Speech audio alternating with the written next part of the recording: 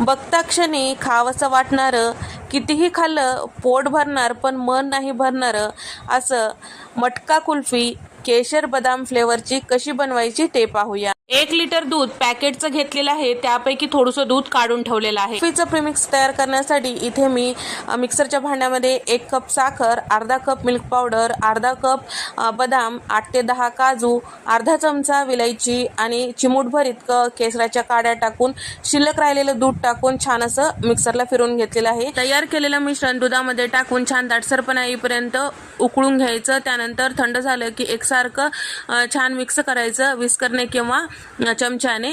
त्यानंतर या पद्धतीच्या एखाद्या मटक्यामध्ये किंवा ग्लासमध्ये कुल्फीच्या साच्यामध्ये भरून घ्यायचं। वरतून काजू, बदाम, केशराच्या काड्या लावून घ्यायचं।